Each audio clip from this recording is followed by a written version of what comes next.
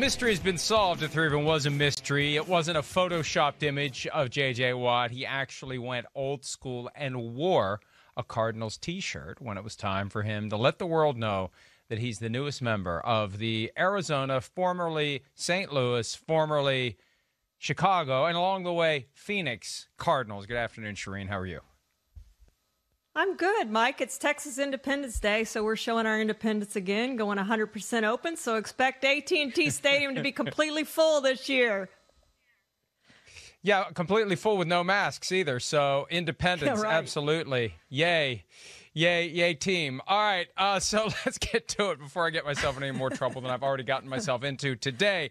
J.J. Watt, officially, if you haven't heard, a member of the Arizona Cardinals, met with the media today. Here's J.J. explaining why he chose the Cardinals and how much gas is left in the tank. The longer I looked at it, the more it just signs kept pointing back down here. You know, there's a lot of exciting things about what's happening down here in Arizona. I've always said in this league you have to have a quarterback to have a chance, and there's a young, extremely talented quarterback here who can do big things and is going from year 2 to year 3 and can take an even bigger jump to continue to grow and progress and be even better. Then you've got DeAndre Hopkins, who's one of the best wide receivers in the league. I'm obviously very familiar with. You've got a defensive scheme and that's led by Vance Joseph, who I was with my first 3 years down in Houston when under Wade Phillips, and Vance runs a similar scheme to Wade, which is a scheme I'm very familiar with and very comfortable with and excited to play in. You've got guys like Chandler Jones and Budda Baker and guys all over that defense that are really young, excited guys, ready to get after it, ready to fly around and make some plays. So I'm just very excited to be here, and I'm also not going to lie to you, it doesn't hurt when it's 65 degrees and sunny outside when I woke up this morning, so it's pretty nice. Hey, there's been so much talk, excitement in the Valley about this, but also talk about how much gas you have left in the tank. So let's ask, how much gas do you feel like you have left in the tank? A lot. A whole lot. His shortest answer since that time he got all pissy with John McClane. Sorry, London, if you remember that, Charean. But I had forgotten about the Vance Joseph connection. You could once again say Vance Joseph having the time of his life now that J.J. Watt is in town.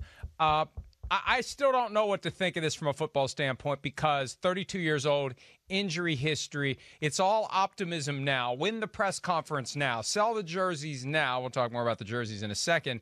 I still want to wait and see how it works from a football standpoint.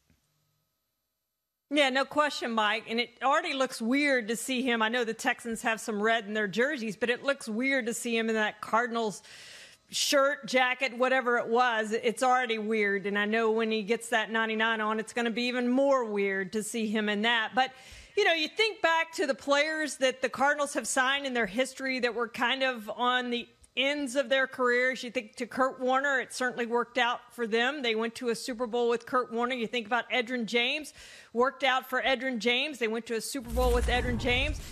Emmitt Smith, not so much, Mike. You know, I was there when he showed up at the Cardinals, and it didn't work out for him there at the end of his career. And, you know, Alan Faneca went there for 1 year. I don't know if people get excited for an offensive guard signing there. But, you know, I do know that the Cardinals fans were excited when Kurt Warner, Edgerrin James, and Emmitt Smith got there. And two of those signings worked out, and one of them didn't. So I think he's got something left. It certainly he turns 32 this month. It seems like he's older than that. And I guess it's all the injuries that have piled up. I have no doubts that he will be a good player for them if he can stay healthy, if Chandler Jones can stay healthy opposite him. He was double-teamed 30.1% of the time, according to ESPN last season, which was the most for any edge rusher. He hasn't been the same guy since Jadeveon Clowney left 2 years ago. His sack numbers have gone down over the last 2 years, 4 in 2019 and 5 last season. But if he has that guy on the other side and Chandler Jones that they have to double team and worry about more than J.J. Watt, I do think he can do some things that he wasn't able to do in Houston the last 2 years. But the injuries, Mike, are a huge concern for me because he's missed so many games over the last few years. They have to be a concern. Stupid question that I could look up on my own and hide my ignorance, or I can just ask you. Was Emmitt Smith with the Cowboys or the Cardinals when he broke Walter Payton's record? He was with the Cowboys, actually played the Seahawks. Yep, and he was with the Cowboys, and then he went to the Cardinals after that. So even more reason to say the time with the Cardinals really wasn't all that memorable for Emmitt Smith. The one thing that occurred to me earlier today that I wish we had talked about last night, I've had 3 chances now to finally think of this. Third time's a charm.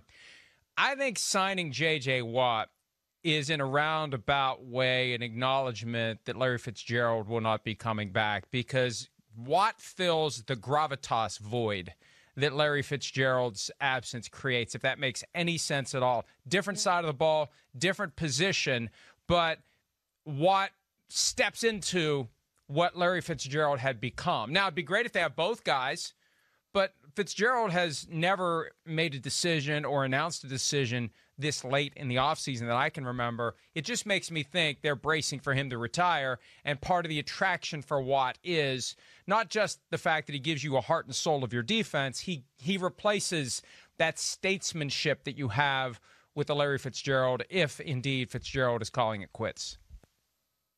Yeah, it makes perfect sense, Mike, and I hadn't thought about that, but it does make some sense. On the other hand, Larry Fitzgerald has always wanted to win a Super Bowl. He's obviously played in one and didn't get over the hump to win one. So you'd like to see him get that ring. I know he'd like to get that ring, and maybe that's what he's weighing right now. How much do I come back for the ring?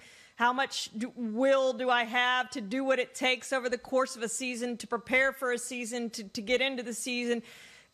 Cardinals are going to let him do what he wants to do, obviously, and if he wants to come back, I'm sure they will welcome him back with open arms, but a lot depends on what he wants to do, if he wants to go through that grind again, Mike. But you have J.J. Watt now to kind of feel that role if Larry Fitzgerald chooses to retire.